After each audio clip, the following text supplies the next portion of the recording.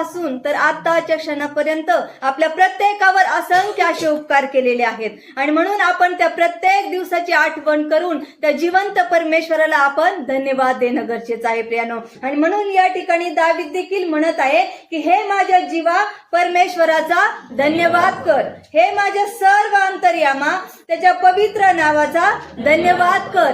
बघा, दावीद हा राजा आहे, दावीद अभिषिक्त आहे, दावीद देवाचा सेवक आहे, दावीद हा देवाच्या मनासारखा म्हटलेला आहे. आणि हे कशामुळे आहे तर कारण त्याच्या जीवनामध्ये देवाचं भय आहे प्रियानो. त्याच्या जीवनामध्ये तो नेहमी देवाचं स्तुती स्तवन करणार आहे, त्याच्या जीवनामध्ये नेहमी तो देवाला प्रथम स्थान देणार आहे. आणि तरी देखील तो काय म्हणत आहे, हे माझ्या जीवा परमेश्वराचा धन्यवाद कर. तसं आपण देखील आपल्या जीवनामध्ये परमेश्वराचा धन्यवाद आपण सतत आणि सतत केला पाहिजे.